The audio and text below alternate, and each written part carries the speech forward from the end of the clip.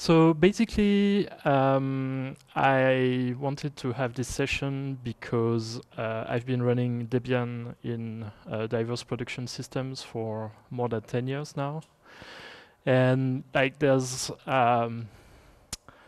I'm a Debian developer, so I like Debian. It's something that I like. It's a work of love contributing to Debian, but still there's a lot of tension between getting things done and doing things right in Debian. There's lots of small things in Debian that are a bit annoying when you use it like with configuration management systems, or when you use it with deployment systems, like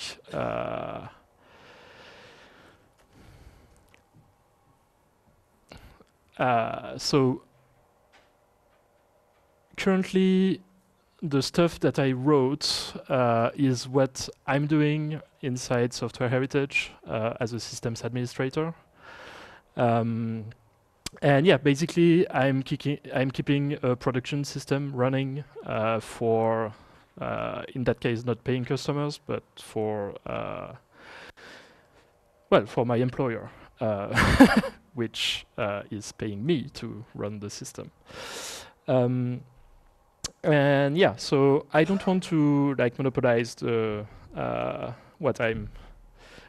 I don't want to be the only person to talk. So I'm going to just go quickly through the points that I've written down, and then people can add some suggestions, some things that they'd like to fix in Debian and that they haven't, or things that they like about Debian and that I've not written down in the notes.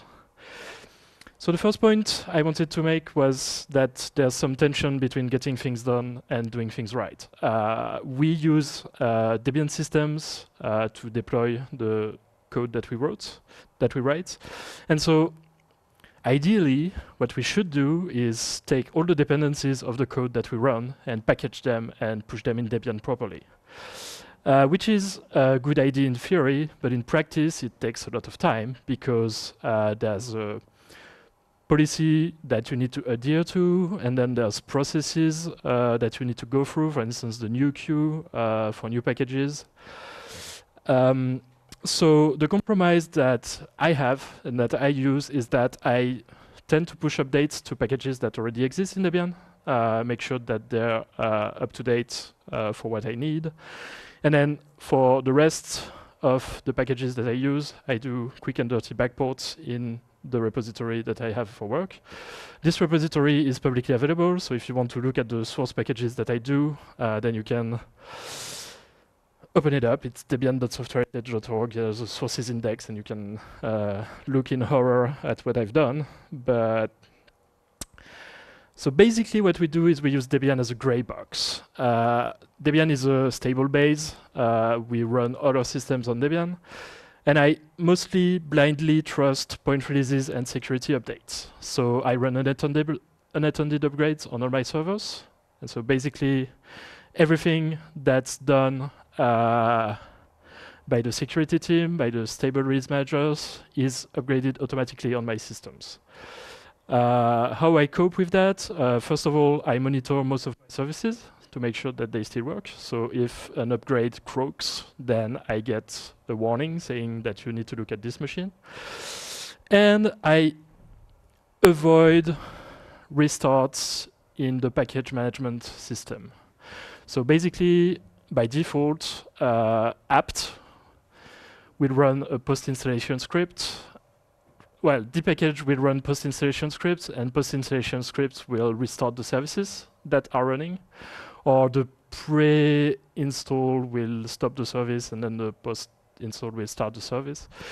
We disable that through policy-rc.d, which is a fucking ugly mechanism to disable restarting of services by the package manager. And what we do is that for the critical services, we just like the stuff that we restart them manually. So for instance, when we have a PostgreSQL server that gets writes from all the workers, we make sure that the workers stop then we restart Postgres and we bring the workers back up. This is manual, it's a bit annoying, but we are not at the point where we can just have stuff self-healing with like database restarts.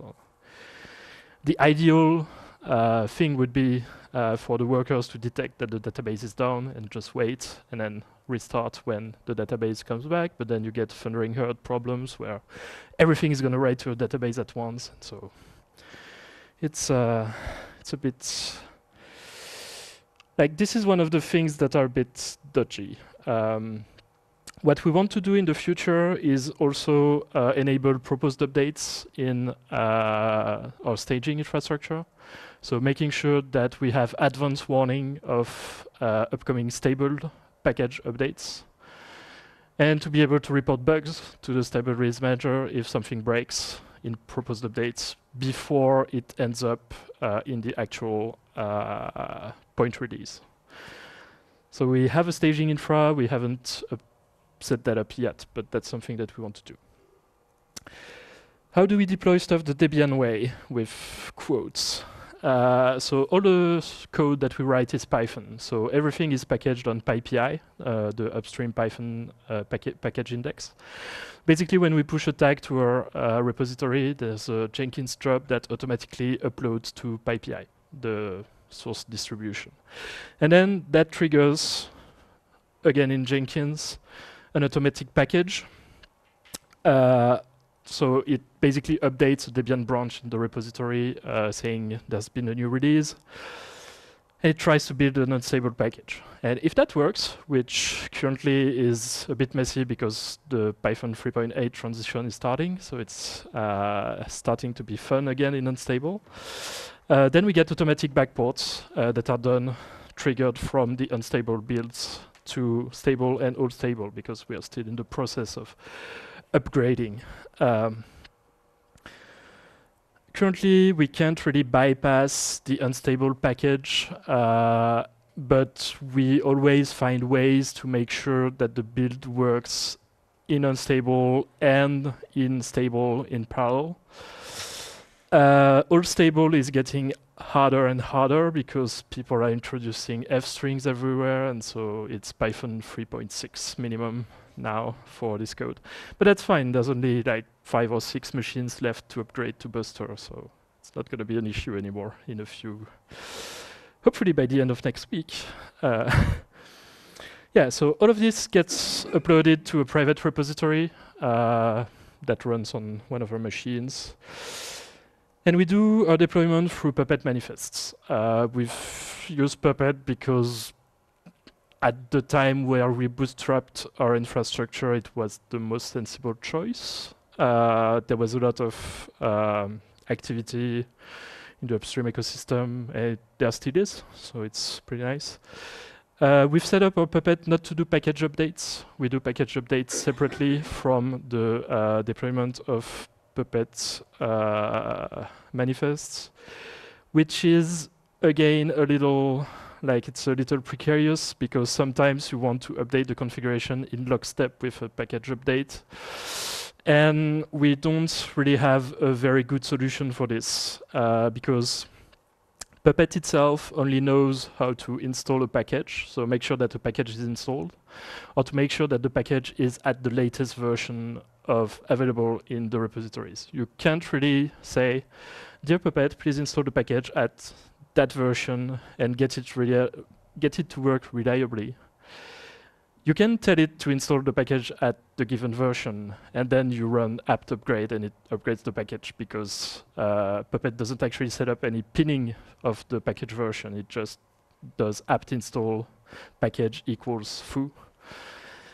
And then when you do an upgrade, then it blows up. So we've started doing version pinning via apt preferences through Puppet for like the clustered things that we use, for instance, Elasticsearch, where you really want all the versions to be the same and you want to make sure that the updates go in lockstep so you don't break your cluster and lose your data. So we have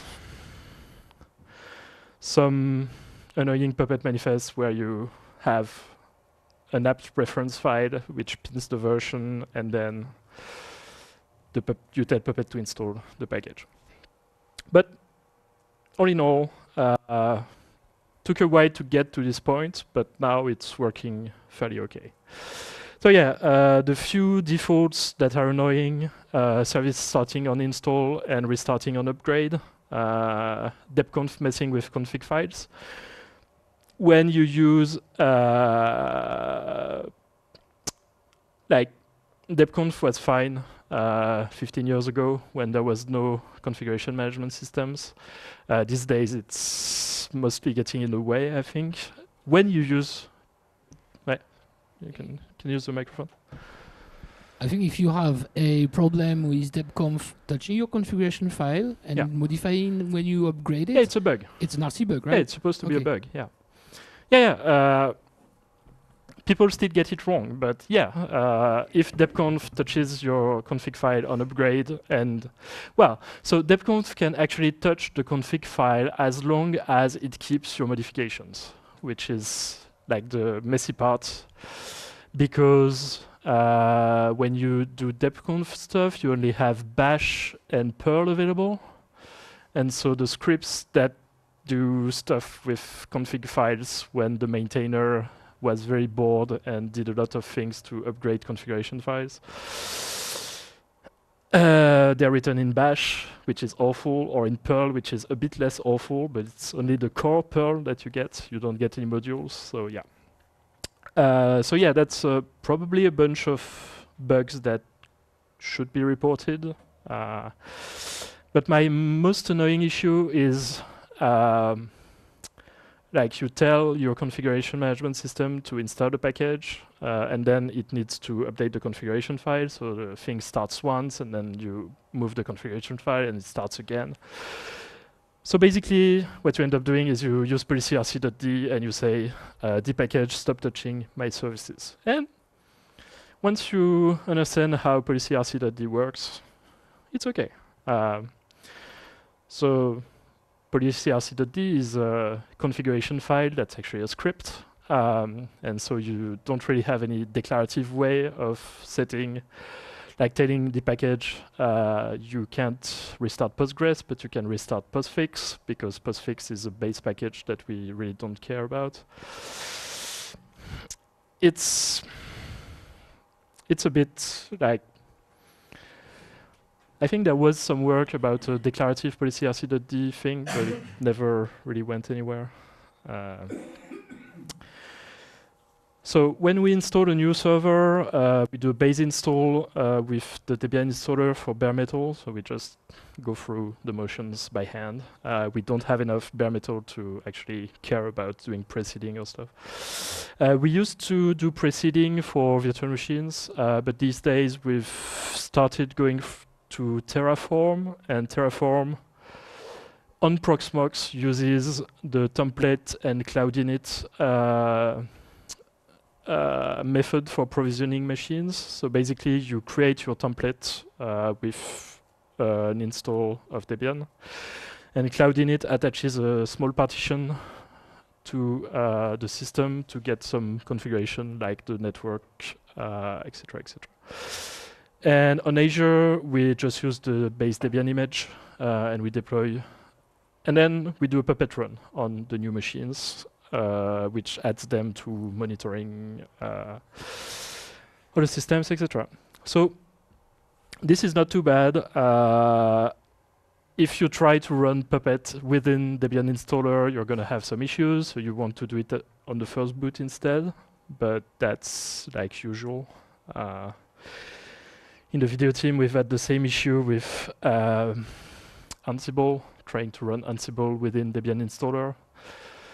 It sort of works, and then it tries to restore the service, and everything blows up. So it's fine. The final thing that we do is we manage multiple systems using cluster shell.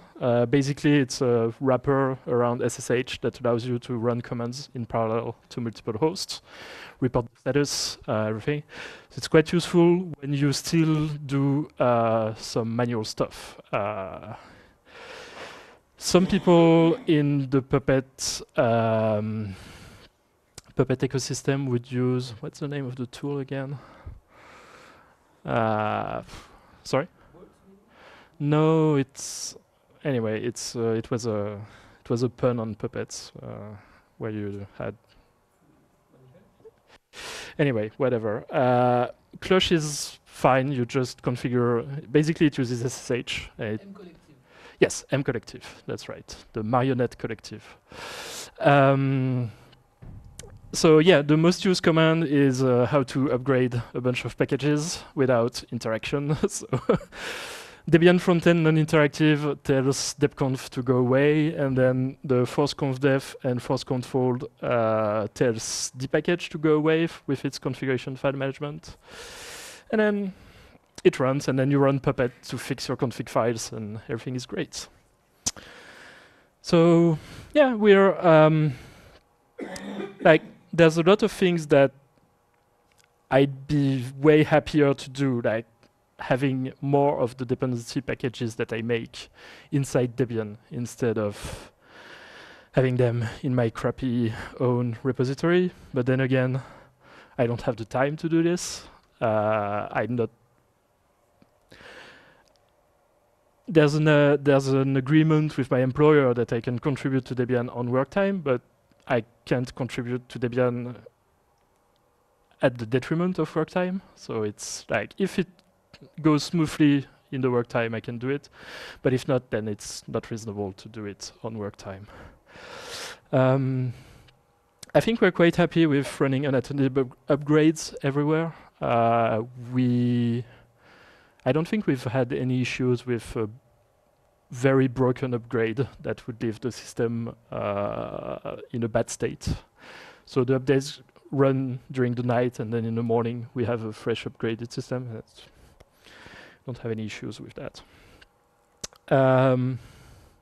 Yeah, so if people have stuff that they'd like to mention or ideas for cleaning up some of the paper cuts that we have. I think there's some people in the chat as well. So one thing in Debian is that absolutely nothing, either in our policy or in our infrastructure, is designed for clustering. So I'll take an example from one of the packages I maintain that I know you use as well, is RabbitMQ. So like restarting RabbitMQ, if you do it on a single server with a single instance, that's very much okay. So few parts, for example, will not catch it. Though if you have a cluster of RabbitMQ servers and you just upgrade the package without doing app stop first, then it's going to break horribly. And probably that's one area where Debian needs to improve, is to make sure that packages also work in the context of clusters. So I have that in mind. I have also things like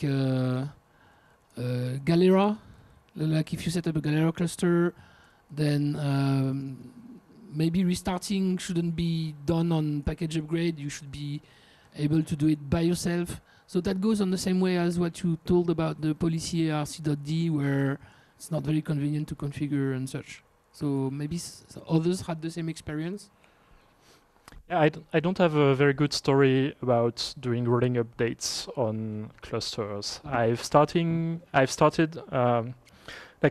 to rely heavily on Kafka, and so Kafka needs to be upgraded one node at a time, or else your replication explodes and your cluster explodes, and it takes a while.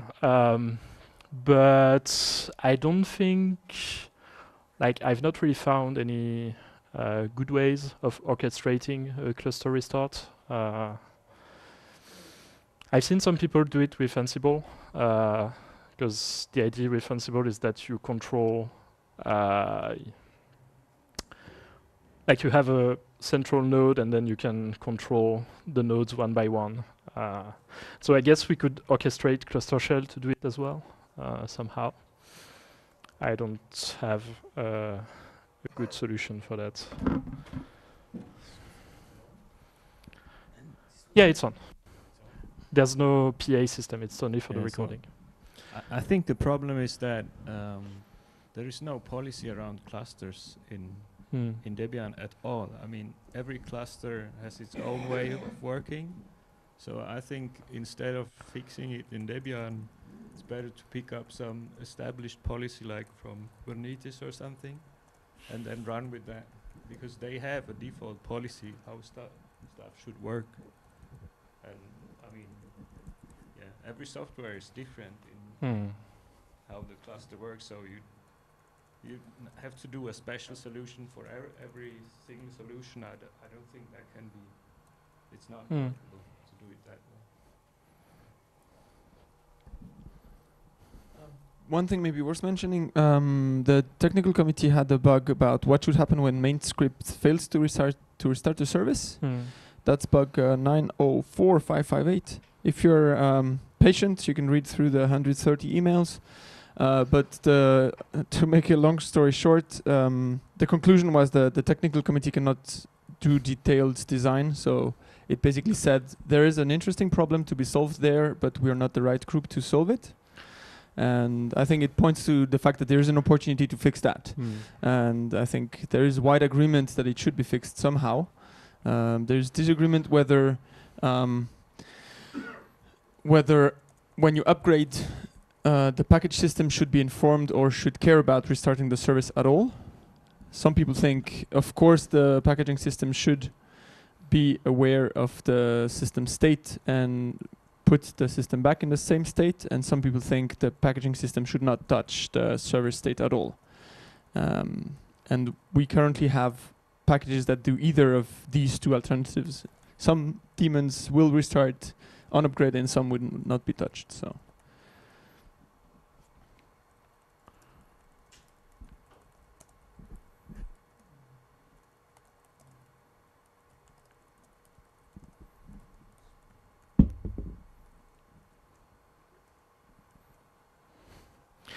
Yeah, it's like I think the common Debian policy has been to start all services by default when installing. Maybe this should be revisited, and I have the feeling that the status quo is shifting away from that slowly, very slowly. But yeah, I don't know what and how like we could make it happen, or So probably this depends a lot on which service we are talking about. Let's say you have a security issue on HA proxy. It's probably fine to just reload it.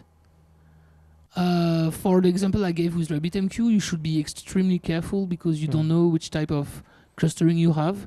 So it really depends on the context, maybe. Yeah, I mean, the safest baseline is to do nothing and let the system administrator. In case of a work it security issue that you are trying to fix, But then, not doing yes. anything is Yeah. not a sensitive thing to do. Right, yeah.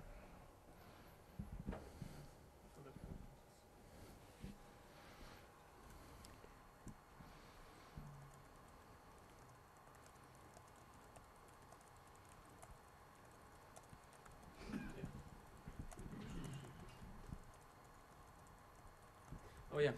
The maybe it's also obvious, but it's also vastly easier with systemd. Yeah. And the part of the problem is that if you don't have systemd, then your state is you have a PID file somewhere, and you hope that if you talk to the right number, then you know what things happen. And with systemd, if we agreed to all do systemd things regarding daemon starting and reloading and all of this, then it's also easier to integrate that in the packaging system than sysvinit. Yeah, it's fairly easy to check that a service is running or not and store that at the beginning of your maintenance script, and then make sure that the end state is the same that what you started with, which in the init sys5 init world is a bit harder to do. And yeah, that's I guess that's one of the limitations of being willing to support several init systems in parallel, is that you end up working with the baseline of what everything supports. And so anyway, I don't have a very strong pro-systemd rant today. Anyway. Well, the question about whether to restart or not is not really related to whether it's running or not. You have to configure that yourself. There's no way the system can know for you if you want this daemon to be restarted and the other one not. But it would help if there was a convenient way to selectively configure it. And if you're in a cluster environment or a distributed environment, the orchestration of the restarts, I don't think it's easy for a package to do that because they don't know your environment. But at least it should be easy to say this service shouldn't be restarted, and I'm going to manage the restarting of the service with something else. And this is something that the current interface, which is policy-rc.d, allows you to do. But currently, you need to write a script that encodes this information. I think there was a declarative policy-rc.d package at some point. I don't know where it's at now. And you could also go a step further. When you upgrade the package but don't restart, currently you cannot assume that things will keep working. Yeah. Because the package assumes that on upgrade, the daemon will be restarted, so things might break. So what you actually want is a declarative way or an automated way to detect there is an upgrade, and before I start running it, I can detect that this would involve a restart I don't want to do. So I'm not doing this upgrade, I'm doing this upgrade manually. But the other upgrade for some other security update or package involves things that are allowed. But there's no way to detect that, there's no way to describe that. And obviously then there is no way to orchestrate it because you don't even have the information, so you cannot deal with it. Yeah, there is an issue we have sometimes with GUnicorn that we use to run our Python backend services. And sometimes when a module that's deep in the dependency chain updates and GUnicorn tries to reload the module, then it breaks because it uses the old version of the module. And well, there's some policy-rc.d declarative. That's even very... It's actually currently an experimental, was last updated in May this year by Wouter Verhelst. Okay, that's interesting. Yeah, it's a hard problem. And there's a bug from him, 911290. Policy-rc.d is a bad interface. Please replace it. Yeah, I think we can agree with that. It's a bug against init system helpers.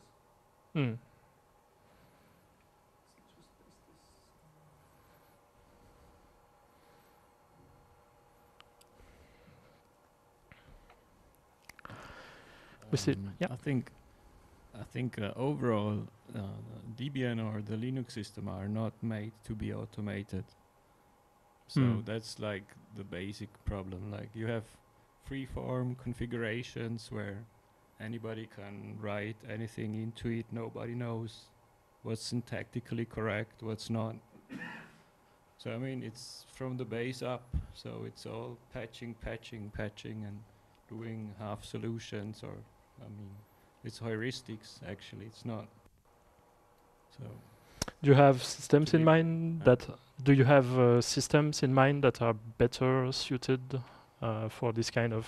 I mean, yeah. I mean, if you have a configuration format that is specified how the syntax is, so I mean, YAML, JSON, whatever, then you can know it works. But I mean, a lot of configuration files are just there's something there. I mean, maybe it's even shell scripts that get executed or something. Or even declarative configuration files that pretend to be shell scripts but aren't really, like the systemd environment files. That's crazy shit. Have you investigated non-Debian systems? I'm thinking things like based on etcd and like CoreOS. Yeah. No. mostly someone? because of lack of time, because I think that's like interesting, but I don't have the time for.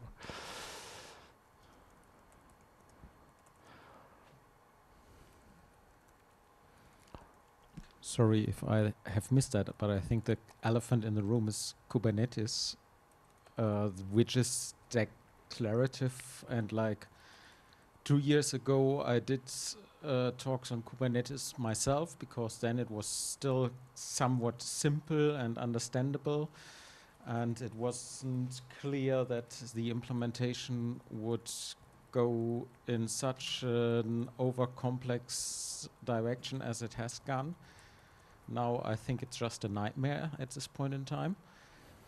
And a year later, I gave a talk about systemd, because I realized, hey, as long as you have one system, running containers with systemd is just very easy and convenient.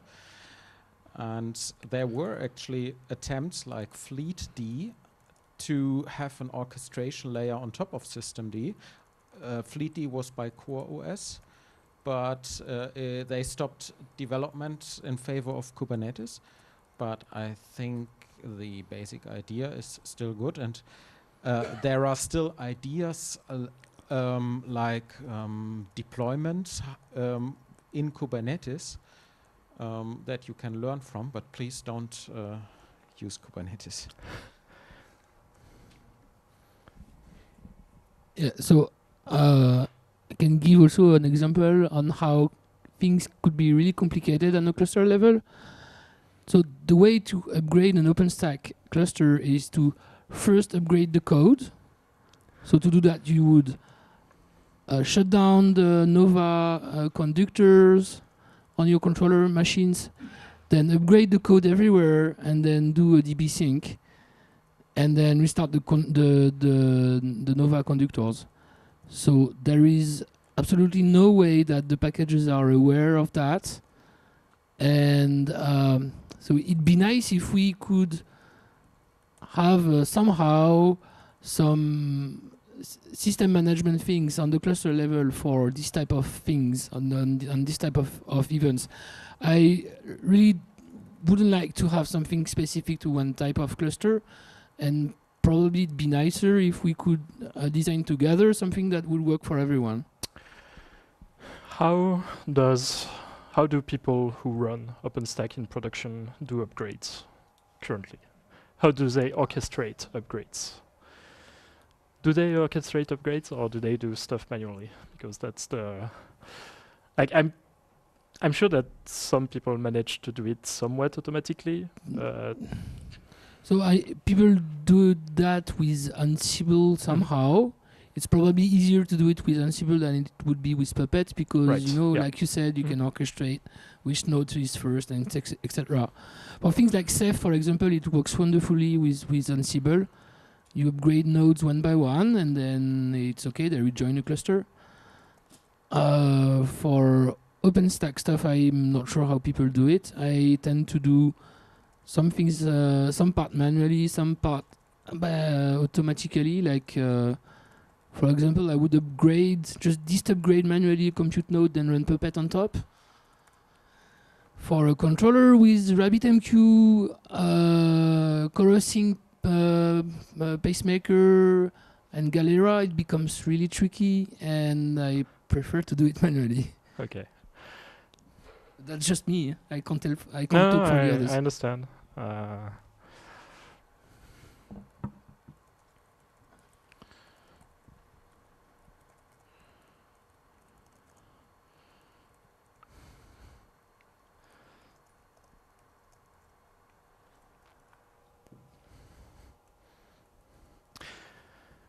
Where is Thomas?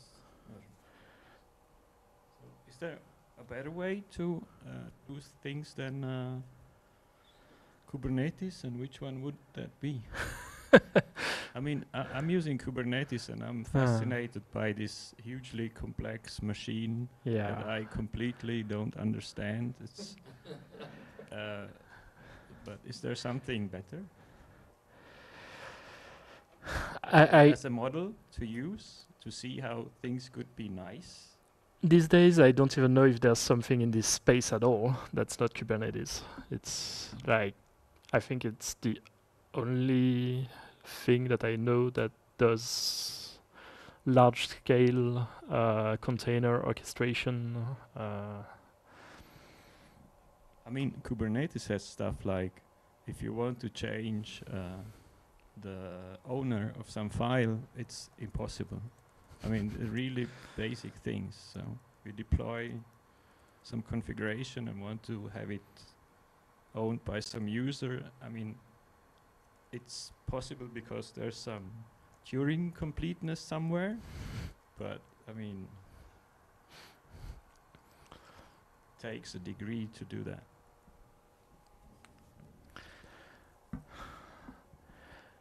I think we have some minutes left. I'd like to try. We've talked a lot about service deployment. There were a few things about packaging that rubbed me the wrong way. Does anyone else have experience with actually deploying from Debian packages and how they reconcile that with pushing stuff to Debian? If not, then that's fine. I'll stay alone and sad in my corner. Limited and old experience, we used to be building Moodle packages with client code in there, with dependencies. And we stopped doing that because you push code, then you build a Debian package, you upload that to a repository, then you have to go talk to the machine to make sure it updates the repository and install the package. It's a lot of steps to just push code. And I think maybe one experience in that area was, I don't remember his name, but he did the free service to replace the profile images. What is the name of the Gravatar? Oh, Gravatar, yes. Yeah, so someone did a... François Marier. Exactly. And I think he did a talk about relying only on Debian stable for his development, and I think he stopped also partly because of this. It's just too long. But maybe one thing we were also discussing yesterday is this Fasttrack idea, because one of the constraints of Debian is that you have to go unstable testing stable, and then if you want to rely on things that are unstable, then you have to basically wait for 2 years and be ready 2 years in advance. So maybe I also feel this push to have things in Debian, but I cannot bear to wait for 2 years. Yeah. So that they're unstable. The flip side of that is that if you're taking packages that basically come from unstable, that there might be changes that your environment doesn't handle, and if you do upgrades automatically, then you'll have breakage. So if you want to do that, you'll have to have your own automated QA if you want to track it, which will be interesting, but a lot of work. Because the reason to use stable is because you want to be able to assume that the breakage will have been detected by somebody else and stopped before it reaches your system, ideally. That's kind of what I want to introduce at work with like adding proposed upgrades to our staging environments. And probably this would also like we've started to build our staging environment with end-to-end tests of our whole infrastructure in the staging environment. So basically pushing a new task, making sure that it comes out the other end and that the results have the shape that we expect. And so yeah, we could use that as a QA system for fast-tracked updates as well. But that's a lot of work to put in place. Or you could do it for unstable and help detect issues earlier than they are detected now. The main issue is somebody will have to detect it somewhere first. And if you're doing it, that's a great service to the community. I sometimes found a little bit too difficult to do some updates into stable to facilitate upgrades. I have a few examples in mind which it's aren't probably worth sharing today, But one thing is sometimes the upstream is releasing a 700k line of not k lines, but like a huge diff, and it's impossible for the stable release team to review it, especially if you consider there are only 2 persons doing that. So I'm not sure what's the path to do that, but at some point it's sometimes impossible to edit the diff. And I don't know if anyone has ideas about how to fix that problem.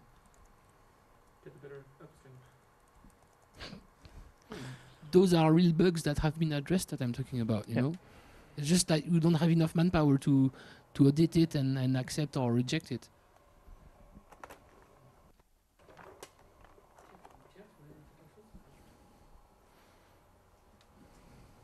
I would like to mention that just to consider that there some upstream projects do a lot of QA, so they are really serious, and they also have Debian packages. So, I mean, sometimes it differs a lot between which package you're talking about, because sometimes upstream does much more QA than Debian would ever do. So, I think one needs to differentiate these cases. So, I mean, the model in Debian now is that stable is stable, and there's some stamp on it that it's all good, but I think that's not really true. I'm pretty sure that today, if you show the release team that upstream does decent QA on their stable branches, the release team will be open to considering following upstream releases, at least, well, in a stable branch.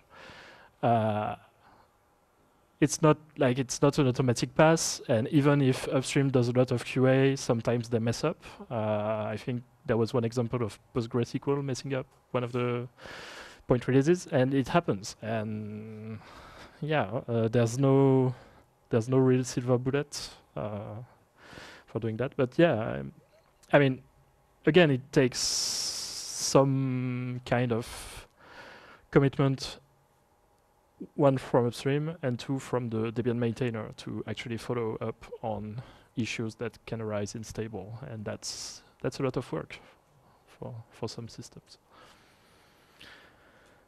Well, I think we're getting to the end of the time slot, so thanks for the discussion. I hope there were some useful tidbits in there. I certainly had some interesting things.